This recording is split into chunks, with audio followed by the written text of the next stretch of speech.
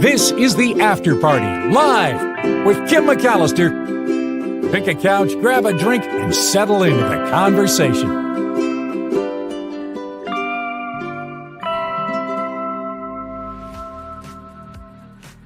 It is Monday on the After Party Live. Hello, everybody. Thank you for being here. Thanks for hanging out on the After Party. And, oh, it looks like only half my message got sent. That's weird.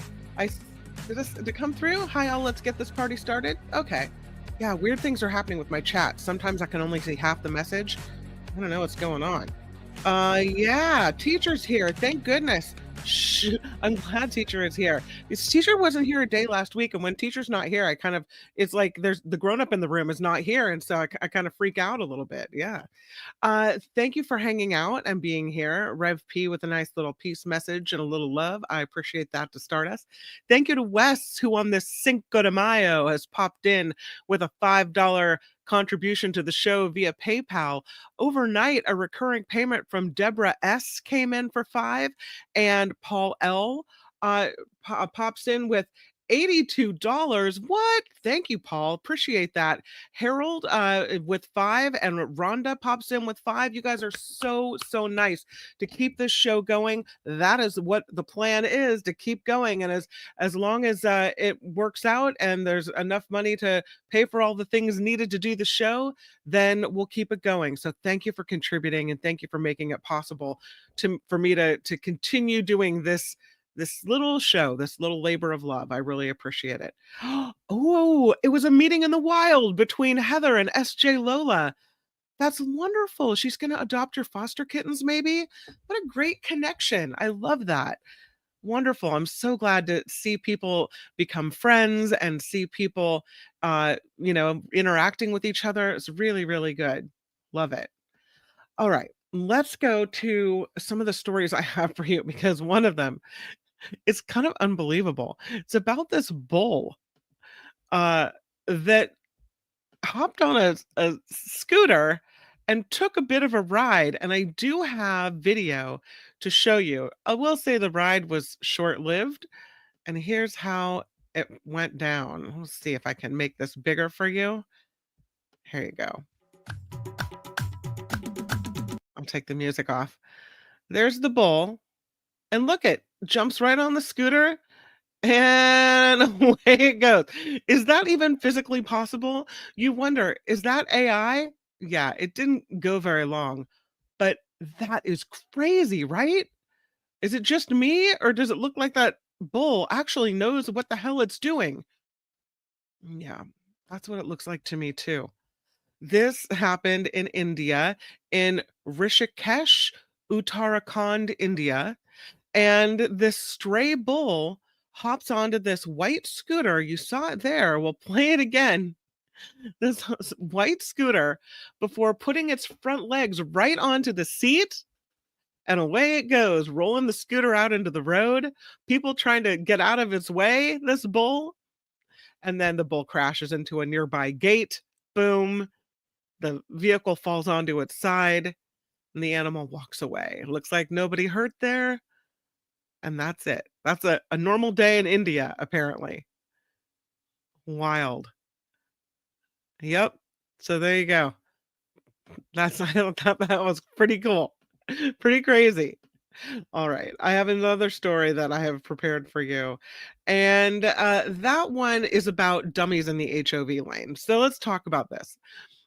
People are always going to do this. They're always going to try to skirt the system.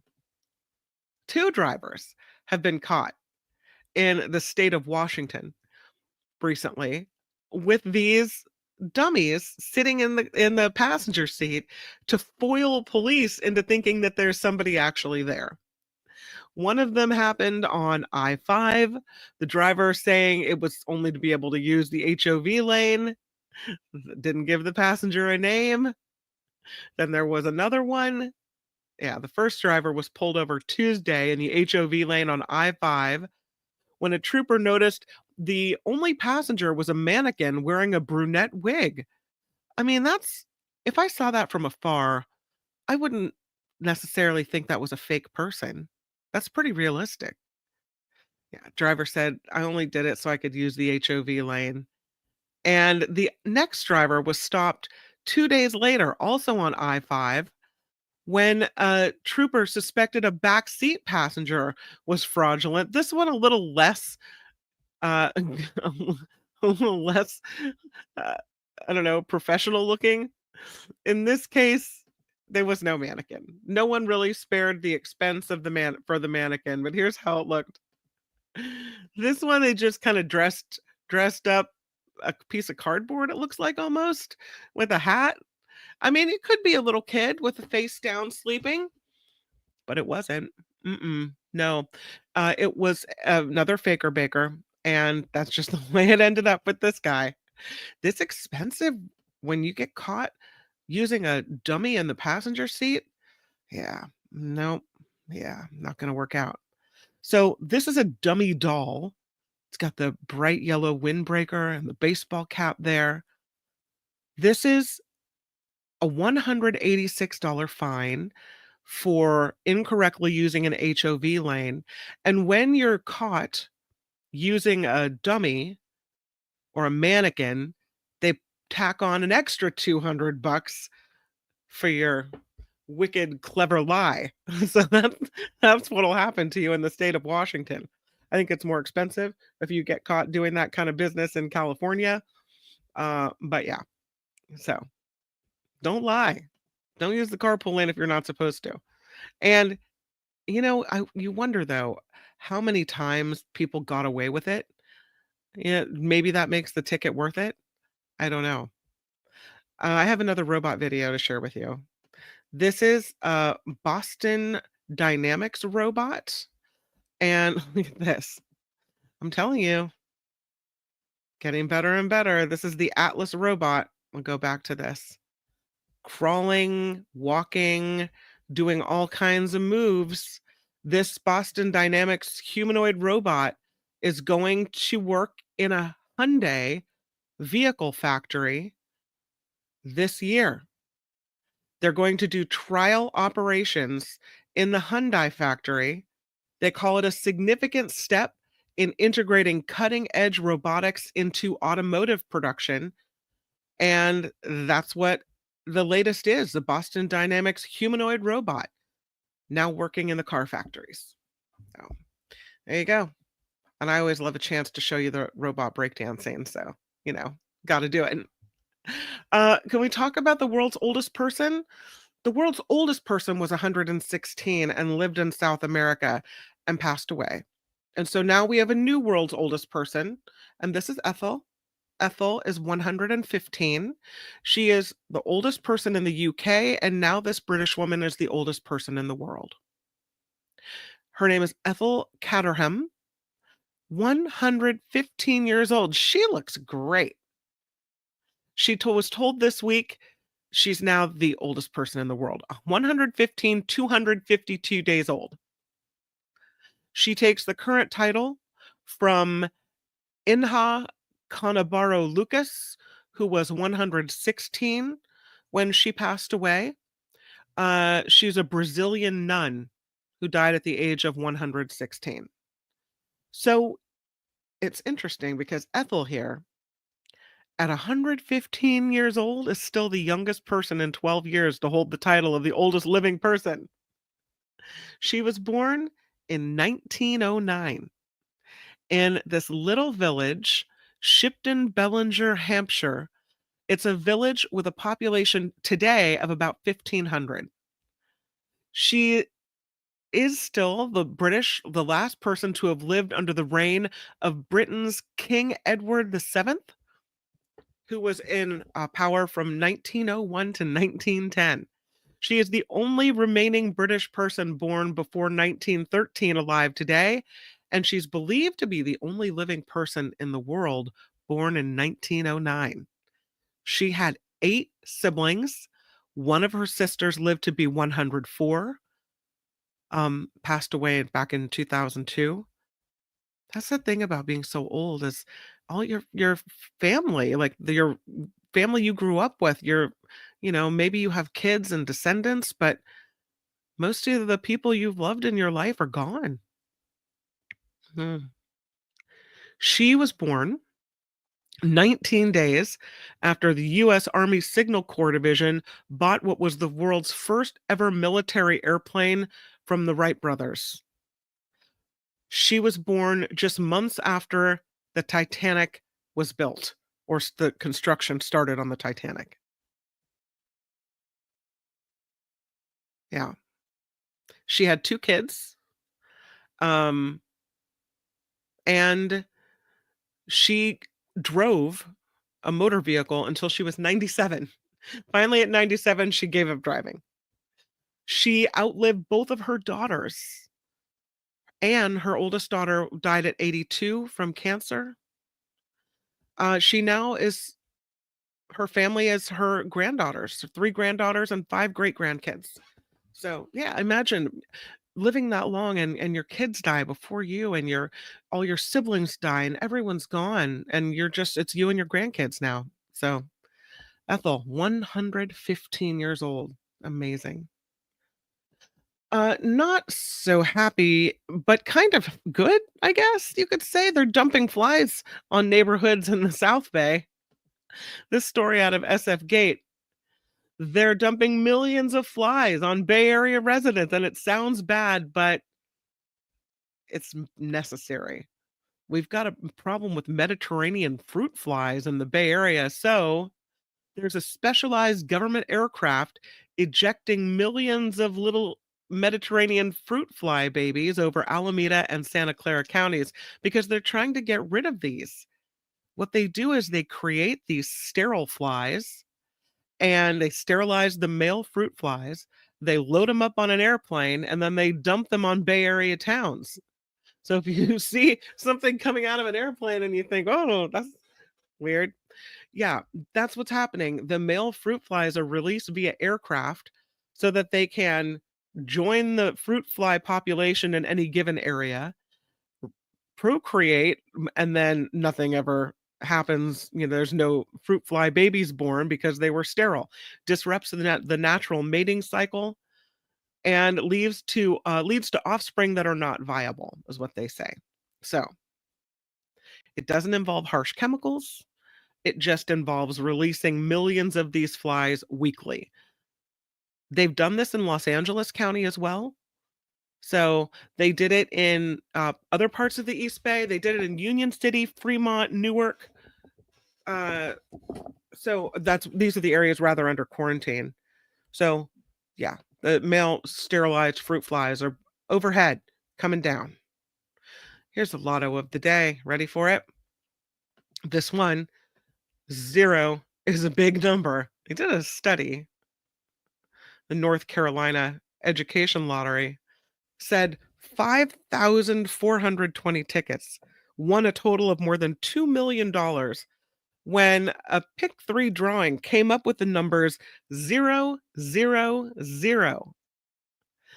lot of people pick the zeros, 3 zeros, combinations of 3 of the same numbers. It's called trips when you get pick trips. Some of the most popular sets of numbers played are the trips. Players who purchased 50-cent tickets for this drawing won $250. Those who bought a dollar ticket earned $500. They say whatever the numbers you pick, the odds of matching exactly all 3 numbers in a pick 3 drawing are the same. 1 in 1,000. Not such bad odds there in North Carolina at the pick 3 drawing, but apparently the trips are a popular thing to do. There's a new development in the garden. They're called Petal cams, and it'll bring you a new perspective using AI out in the garden on this nature cam. You can produce your own nature documentaries in your own backyard. The company is called Bird Buddy, and so they have developed this AI-powered, very compact camera that detects movement of insects and birds, then starts rolling footage in your backyard and turns that footage into a narrated BBC Earth-style mini documentary. It's part of the Wonder Blocks smart garden system. They're developing this right now. This tech company out of Slovenia called Bird Buddy, Wonder Blocks, is being designed to turn your backyard into a personal nature observatory. The hope is that it will give you a better understanding of what happens in your backyard, the flora, the fauna, the things living, the creatures that you've are that are visiting your area, and how your what you plant and what you do in the backyard matters to that. This Petal camera can be used as a standalone product, or it can be connected to a wider system of habitats and shelters as well. And it is this camera that automatically awakens if it detects any noise or any movement from bees or birds or insects. And then it uses this AI to curate its recordings. It's got a built-in storytelling engine based on a repeatable narrative structure. This AI vision can identify more than 2,000 species of creatures and plants. Got this. I'll have another picture of it where I can zoom in. There it is. Got this kind of, you see the red light here on the red camera. It's this domed lampshade, and there's a flexible grip that wraps around trellises or plant stems, and it looks like a flower with this bright cartoonish look to it. Fits right in with other products that they have. They call it playful, but also precise. And something that would attract the attention of bees and other insects in the garden, because bright colors attract pollinators. And so the folks at the company say that integrating them was a natural path to all of this. The forms are approachable and, when applicable, biomimetic, branching out of a core language based in softened geometry. It's all centered on a base with a magnetic trellis or a frame anchoring all the modules of this setup. They have different types of habitats. They have a water feature called the stream, an enclosed bee observatory where you can put your Petal cam to view the insects' hidden activities without disturbing them. They say it's all about really observing nature, understanding what's going on here, supporting the pollinators that your ecosystem in your backyard depends on. So they call this accessible, emotional, and intelligent. I have to say, I do think this is pretty cool. Would you want one of these in your backyard? Can you imagine the the narrative that you would get? I mean, probably not worth the price for me, but my mom is a huge gardener, spends so much time on her yard and making everything just so, and planting flowers. So for her to have something like this, that'd be pretty cool. A documentary about what's happening in her backyard. I love it. It's called the Petal Cam. Something else interesting. Look at this thing. This is a piece of robotic gear.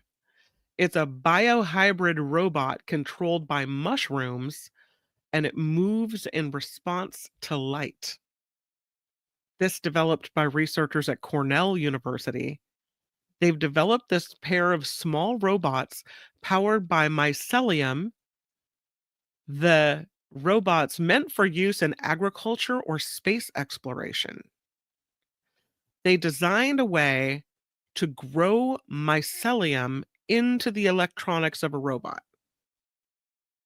This is a little too close to, what was the name of the show Nikki made me watch? The Last of Us, right? Where the mushrooms take over, the fungus takes over. The researchers discovered a way to grow the mycelium into the electronics of the robot, and then powered the robots by harnessing the fungi's innate electrical signals. The resulting biohybrid robot senses and responds to the environment better than a fully synthetic counterpart. The mycelium, according to the researchers, bridges the natural ecosystem and the engineering world, serving as a living interface that connects biology with technology. The researcher said using mycelium has several advantages because it's remarkably resilient. It can survive in some of the harshest conditions on the planet, including the Arctic, saline waters, even radioactive settings. And unlike synthetic robots, mycelium can naturally respond to a variety of environmental cues like light. So they built two of them, a soft robot that can walk like a spider and a wheeled bot that can roll. They hope they'll be used to do things like this: sensing soil chemistry in crops, deciding when to add more fertilizer, and gathering environmental data to better understand agricultural ecosystems so they can figure out what the crop yield is going to be. Maybe in space exploration too, where things like this could be really valuable. They made the robots move and change their gait by shining UV light on their head. Now they're looking at other inputs in this. Um, it just freaks me out. It freaks me out that they're using mushroom fungus for this. They managed to keep mycelium alive for more than a month without changing the nutrients that it needed to grow. They think it's possible to sustain the fungi for years, making it an excellent candidate for long-term biohybrid systems. And they're not alone in the research doing this. There was a team of design students at the Rhode Island School of Design that created a floating planting bed made of mycelium biomaterial to cleanse waterways of pollutants. There's another one, a group that did mycelium earplugs as an alternative to 40 billion plastic earplugs produced every year. So, mycelium apparently a valuable tool. And I do have, in case you're interested in seeing this thing move, I do have video to share with you of this thing walking around. And here's what it looks like.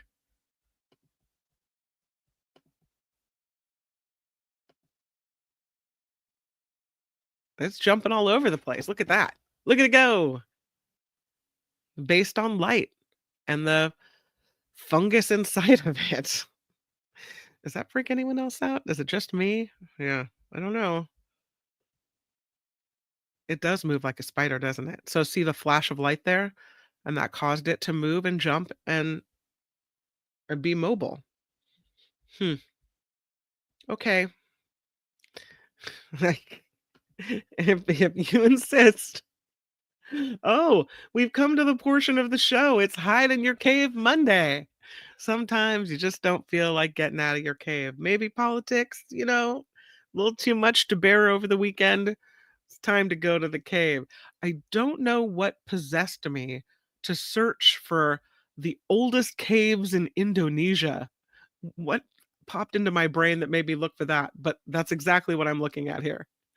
And so we have the six oldest caves in Indonesia.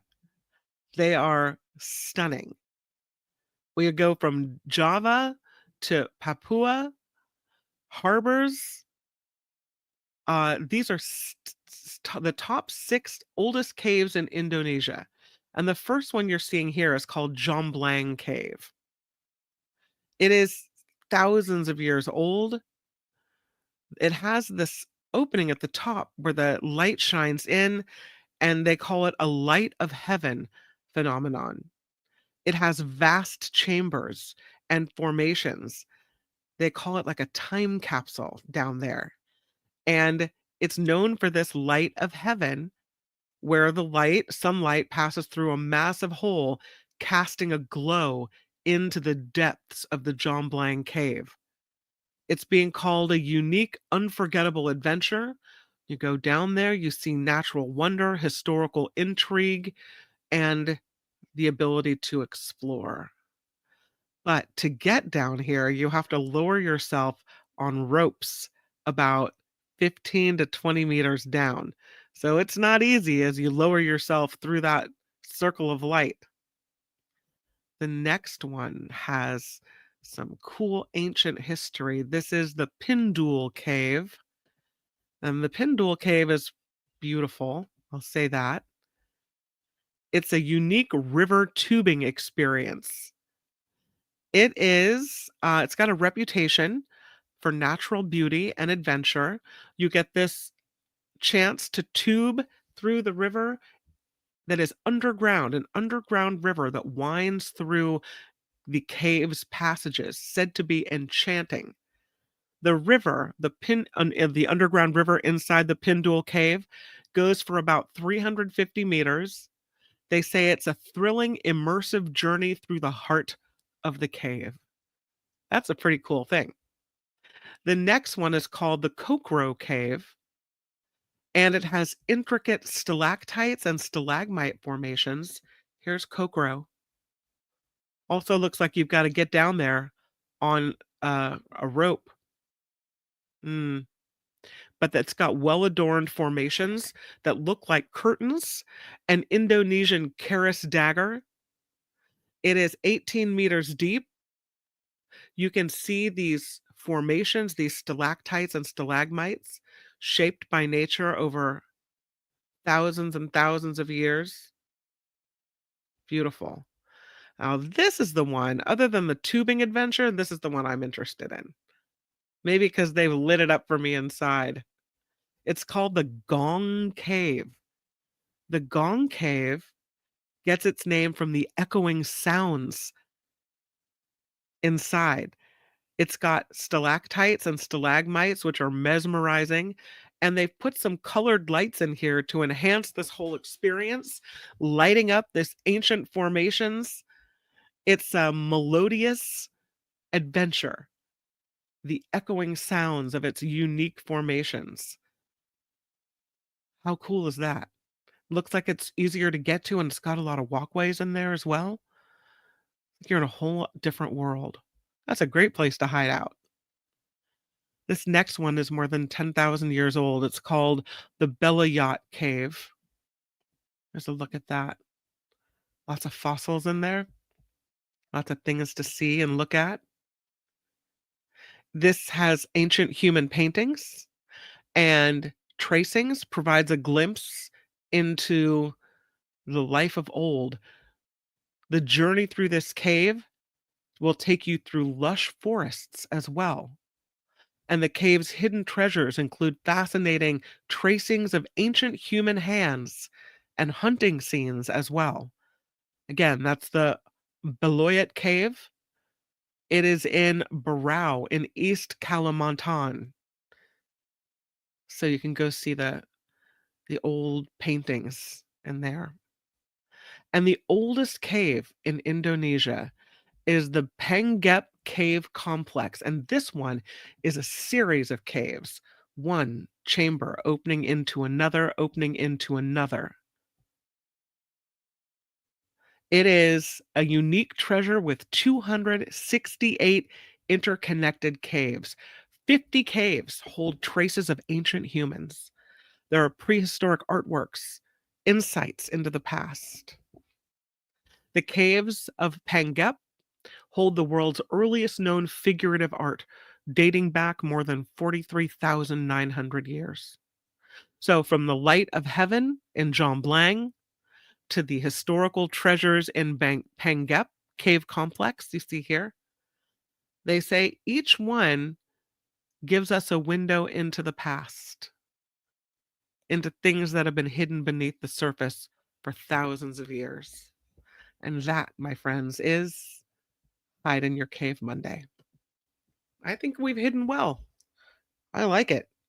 I'll take an Indonesian cave. Sounds good to me. All right. I do have a couple more stories for you guys. One of them is that we're getting the first 3D printed Starbucks. Yeah. And you would think it would be in Silicon Valley, right? I don't know. It's somewhere where perhaps there's an innovation in technology. No, it's not where it is. It's kind of cool looking, I think. You can tell the building materials is a little bit different, right? But it is the first 3D printed Starbucks, and I believe that this is actually in Texas. Yeah, this is where they've done the work here. So I think that's pretty cool. The first 3D printed Starbucks is open. It is in Texas, and it is on Boca Chica Boulevard in Brownsville, Texas. And you see here it has these layered exposed walls. It's a 1,400 square foot rectangular building with a window and door panels between these 3D printed concrete walls. They hired a German construction company, Perry 3D Construction, to do this. They say Starbucks is always looking for great locations to better meet the needs of customers, and they are happy to confirm that they will be opening this new drive-through only location and the first Starbucks 3D printed build made possible through the partnership with Perry 3D Construction. What they did was print a series of panels and framing for doors and windows inserted between the gaps. The roof on this building is totally flat. The elements like the drive-through pergola and the signs are all affixed to the exterior. I think this is going to be the wave of the future and the wave of building. Fast, efficient, possibly cheaper as well. So, yeah. And I have another photo I was going to show you of this 3D printed Starbucks. Here it is from afar. You can see how flat the roof is. It looks very modern. Very modern. I will say that. Um, can we talk a little bit about cinnamon? And if I don't know anyone who consumes a lot of cinnamon, like enough cinnamon that this would make a difference.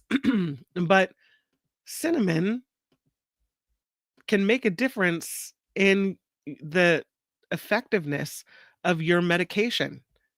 If you use cinnamon in a way that's excessive, here's a cinnamon picture, that can have a problem. It can interfere with some of your medications. Consuming too much cinnamon might affect how your body absorbs some meds. They know this because of a study published in the June issue of the journal Food Chemistry and Molecular Sciences. And they looked at how cinnamon and the ingredients in that affect the way the body processes drugs. The thinking is small amounts of cinnamon can offer health benefits, but too much cinnamon or in high amounts can impact your drug interactions. There's a potential for cinnamaldehyde to activate receptors that pose a risk for drug interactions, according to researchers at the University of Mississippi's National Center for Natural Products.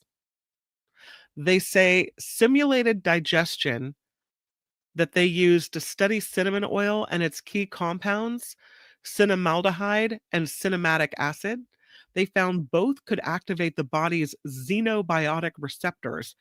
These are sensors that help control how you process medications. So, overuse of cinnamon could cause the body to clear some drugs too fast, and that would make them less effective. What they didn't say is how much cinnamon is too much, but they say for people that take concentrated forms like cinnamon, like supplements, that type of thing, those are the folks more at risk. So, before you take cinnamon supplements or similar products that have a lot of cinnamon, maybe they say talk to your doctor and figure out whether that's a good thing. More and more people are taking stuff like cinnamon supplements, which is weird, right? Who would do that? But some people think it's helpful.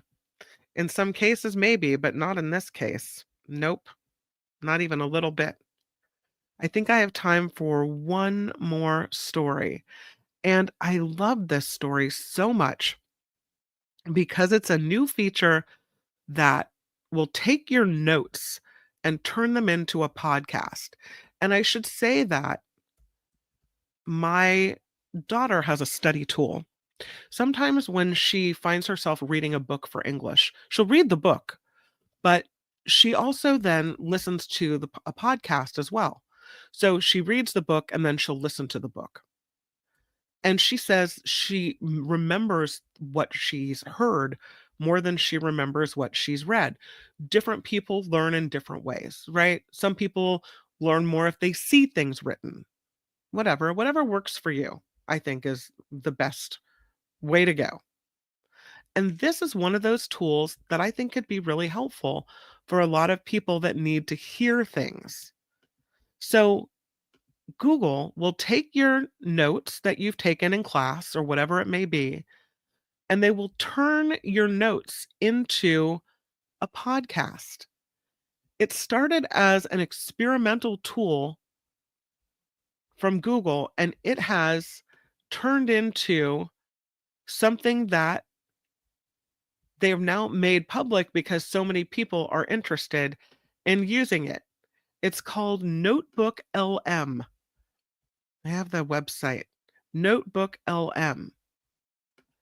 So if you're the kind of person that learns this way, perhaps this is something to look into. It's like a chat GPT enters your notes. Notebook LM can turn your notes into a podcast so you can learn the information that you're trying to process in a whole new way. The AI is trained on your notes, and before you know where exactly the answers are coming from, according to UC Riverside researchers, once you feed your notebook, you feed Notebook LM your documents, like your class notes or your research data or transcripts from whatever it may be, you can ask it questions just like you would with any other AI chatbot. So it creates a personalized AI grounded in the information that matters the most to you. The feature that has gone viral with this is its ability to turn your notes into a podcast. They have a couple of realistic sounding AI hosts that have this conversation about all the information that you input. The researchers say, see, that's a little creepy to me, but the researchers say this. There's something magical in hearing this audio conversation, very realistic, back and forth between these two simulated hosts based on whatever information that you put in there. They say that this has become so popular that Google added a version of it to its Gemini chatbot. So you can upload a document and look for the shortcut that says generate audio overview. And students are loving this. They say this podcast feature helps them absorb the information when they are on the go. Do this, bring your earpods to the gym and you're listening to your class, being fed back to you, right? They say the podcast feature, this is from one student, made it easier to digest in a different sense because it's narrating it to you and it's a conversation that you're listening to. And that AI tools in the classroom are here to stay.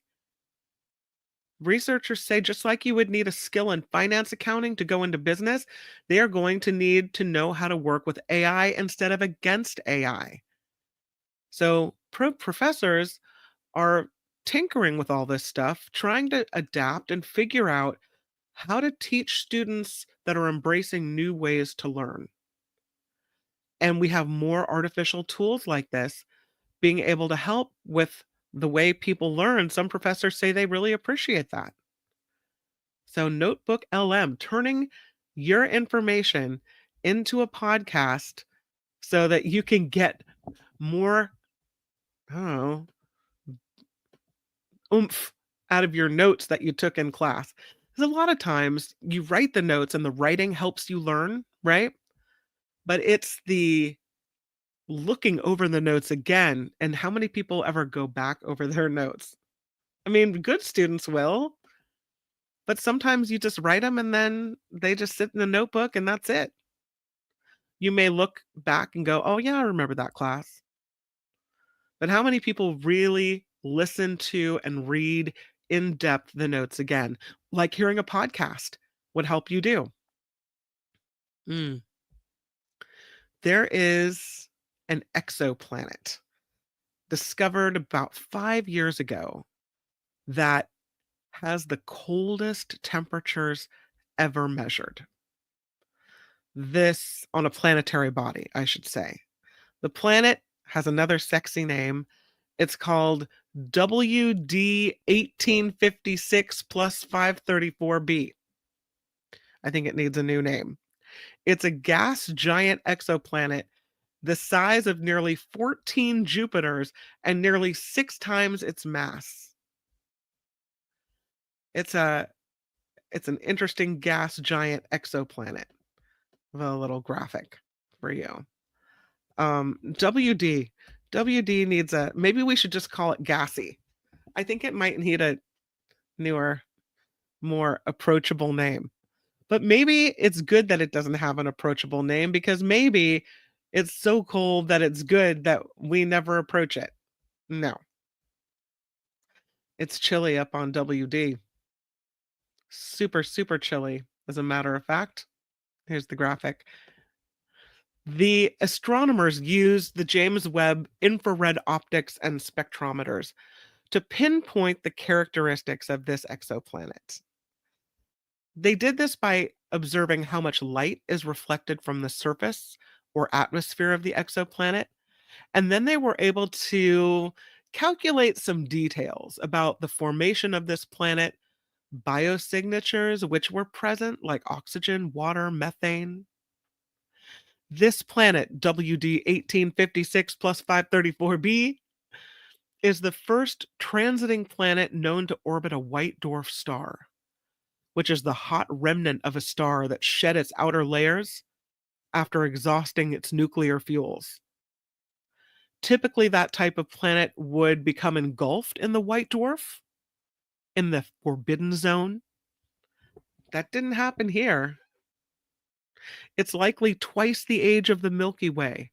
It orbits this K-type star, also known as an orange dwarf.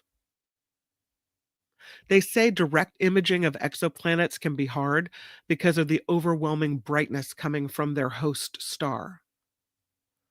But this planet contains the coldest temperatures ever measured on a planetary body. No planets cooler than about 35.33 degrees Fahrenheit have ever been detected. The information detected via telescope suggests that this exoplanet, good old WD, is about negative 125 degrees Fahrenheit, which makes it the coldest planet ever detected. There was a paper published last week in ARXIV, which is an open archive server that the space folks use. And to date, again, no emissions from planets cooler than about 35.33 degrees Fahrenheit had been measured or discovered. And now we've got this one, WD, the super chilly star. They are going to do some further observations of WD this year, and they hope that will help them identify additional planets as well. So, yeah, the James Webb Telescope hoped to eventually detect habitable planets outside of our solar system, according to NASA. Not going to be this one. This is not going to be anything we want. It's interesting, though. How cold, how different. Imagine what it would look like there. Just fascinating. All right, I have one more Lotto of the Day story for you. And this one, the person who won, they thought this whole thing was a prank. You've heard people say, "Oh, I can't believe it. Can't believe this happened to me. I never thought I'd win the lottery," right? This person thought, "I'm being pranked. There's no way this happens." That happened. This is a South Carolina lottery story. This man from Columbia was called. The South Carolina Education Lottery called him up and said, "Hey, you've won $1 million." And he hung up. And he called his wife. She was on her way home. She arrived. He said, "I might be a millionaire." And she said, "Come on." They didn't believe the news until they went to the lottery's claims center and got their check for $1 million.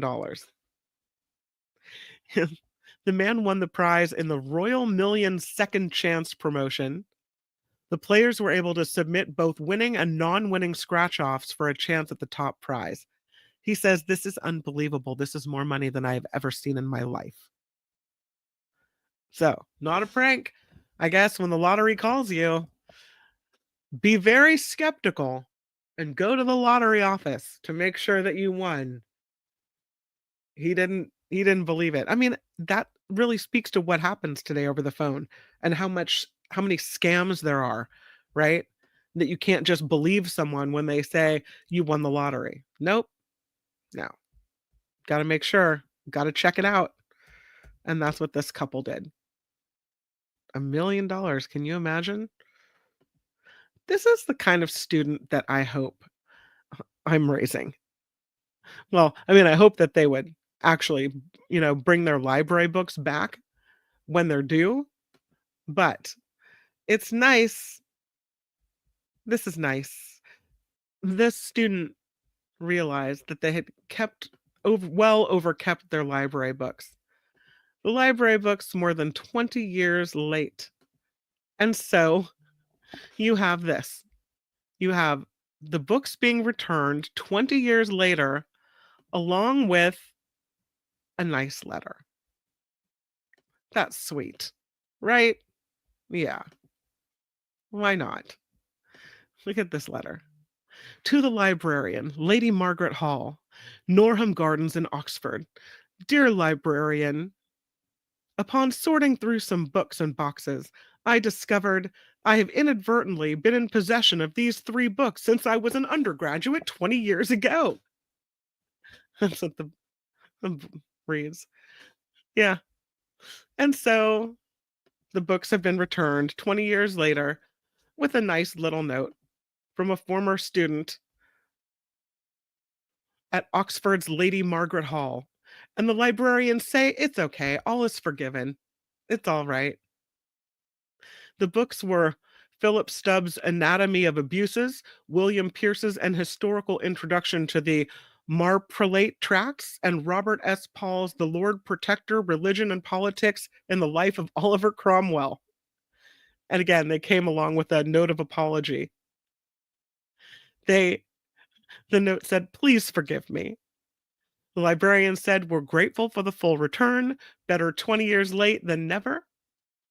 The note and the 3 overdue books were delivered to the librarian, and they say, "We thank the sender for getting them back, and all is forgiven." So, never too late if you find those old books to send them on back. And that, my friends, is the After Party Live on a Hide in Your Cave Monday. Thank you for being here. Thank you so much for supporting this quirky, strange little show that follows the Mark Thompson Show. I'm always grateful to have you here to look at the weird stories of the day and to have your support as well. You can find the PayPal information in the show description and in the About tab. And again, thank you to Wes for kicking $5 into the show today. Suzanne has contributed $10 to the After Party Live. So Suzanne E., thank you so much. Deborah S., Paul L., Harold H., you guys are amazing. Thank you. And thank you to everyone for being here and hanging out in the chat and making this a nice, peaceful, lovely place on YouTube. Don't find those very often, so very nice. Wes says, I still owe money for all those Columbia House music memberships when I got 12 CDs for a penny. Oh no. What do? They gave you 12 CDs for a penny with the deal that then you had to pay for a certain number of CDs that they would send you over the course of a year, like a couple a month or something. Yeah. And there was no way to make it stop once you started that thing. So sweet. Should have kept them. Love the weird story, says Mindy. So much better than the politics. I think it's important to pay attention to all of it, right? We can't look away, but we can then, after we've taken our dose of medicine for the day, take a deep breath and look at other things and kind of calm our souls. Luis with $5. Thank you, Kim. Mark opens for you, my friend. Mahalo. I like that. I'm going to tell him that. Luis says, you open for me, bitches. I don't think he'll like that. I'll leave the bitches part off. Wes says you had to, and thank you, Luis, for the contribution. Wes says you had to buy 10 of the CDs they sent you or something. Yeah, and then you could send the rest back. And of course, whoever sends anything back, right? Yeah. All right, you guys, thank you so much. And I will see you tomorrow on the Mark Thompson Show, where we have Meg Haywood Sullivan and we have David K. Johnston. It's going to be a great show. And then we'll take our virtual trip here on the After Party Live. But until we meet again, make it a very great day. The After Party Live would like to thank the following contributors and viewers like you.